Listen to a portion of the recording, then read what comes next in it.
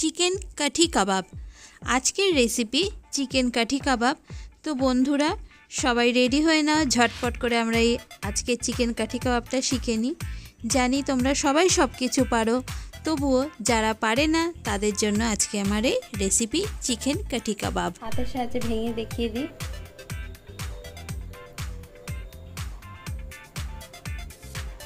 একদম নরম হয়ে গিয়ে খুব সুন্দর ভেতরটা হোয়াইট হয়ে গেছে। এটা একটা ভাঙা, খুব সুন্দর রংটাও ধরে গেছে। তাহলে একটা লাইক তো আশা করা যেতেই পারে এত সুন্দর রেসিপির জন্য। লাইক একটা করে দিও, আর প্লিজ প্লিজ প্লিজ একটা সাবস্ক্রাইব করে দিও। খুব উৎসাহিত হব তোমাদের এই সাবস্ক্রাইব পেলে।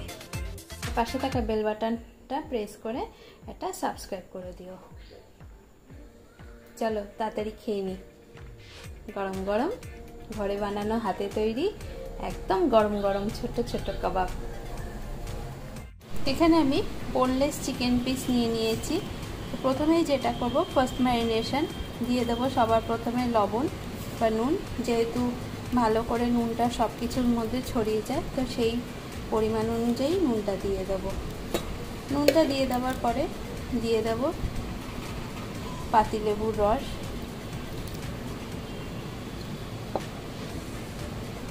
দিয়ে দেবো গোলমরিচের গুঁড়ো,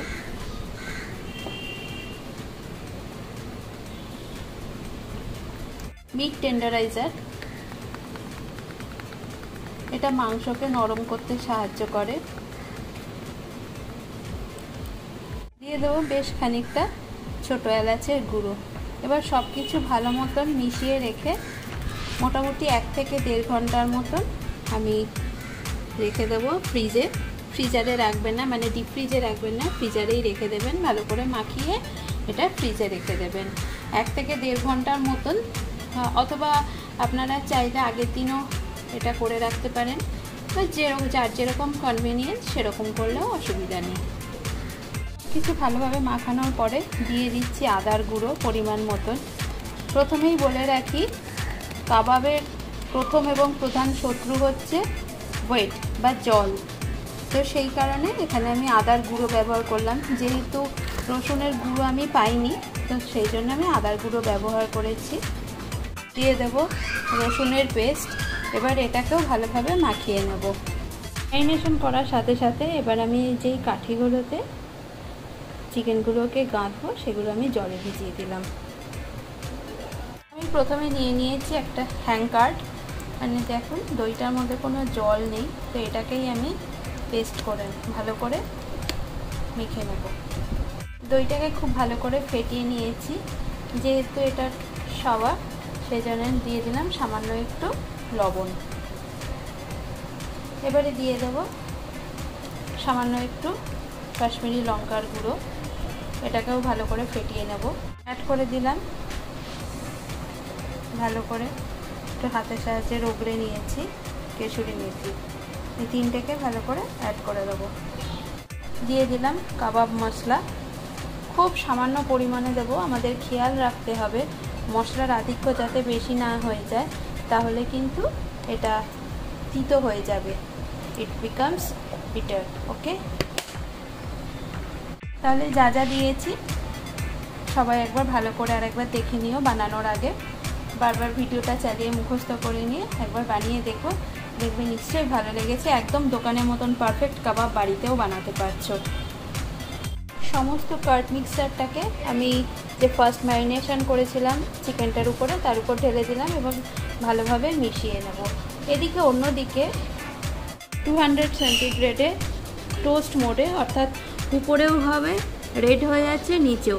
তো এইরকম অবস্থায় আমি মোটামুটি 20 থেকে 30 মিনিটের মতন প্রিহিট করে নিচ্ছি। খুব ভালোভাবে আবার মিক্স হয়ে গেছে। এবার প্রিহিট হওয়া অবধি মোটামুটি 1/2 ঘন্টার মতন আমি এটাকে মিশিয়ে রেখে দেবো। তার মধ্যে যা এমনিতে তো ফার্স্ট ম্যারিনেশনে যা দেওয়ার সব কিছু দিয়ে দিয়েছিলাম, এটা জাস্ট কাঠটা অ্যাড করলাম। তো তারপর আমি কাঠিতে গেঁথে গেঁথে কাবাবটা বানিয়ে নেব। তো সাথে থাকো, পাশে থাকো, স্কিপ করো না। চলো দেখে নিই কেমন হলো। এবার কাবাবকে একটা টুইস্ট দেব। যেহেতু আমি এটা বারবিকিউতে করছি না, তো তার জন্য একটা স্মোকি ফ্লেভার আনার জন্য চারকোল গরম করে নিয়েছি ও এখানে ঘি গরম করে তার উপর দিয়ে দেবো। তার থেকে যে ধোঁয়াটা বেরো হবে সাত তাড়াতাড়ি এটা বন্ধ করে দেবো, যাতে ধোঁয়াটা একদম ওর ভেতরে আটকা পড়ে যায়। 180 ডিগ্রিতে আমি ব্রয়েল মোডে 20 মিনিটের জন্য এক পাশটা হতে দিলাম। এটার ভেতরে লাইট নেই তাই দেখা যাচ্ছে না, দেখা যাক 20 মিনিট বাদে ফিরে এসে দেখাচ্ছি। এক পাশটা দেখুন কি সুন্দর করে হয়েছে। এবার আমি পাশগুলো উল্টো দিকে উল্টিয়ে দেবো।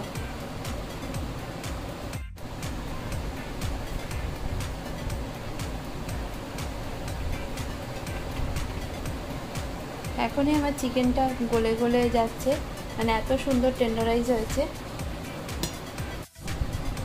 একটা ব্রাশে করে বাটার ওপর থেকে ছড়িয়ে ছড়িয়ে দেবো প্রত্যেকটাতে।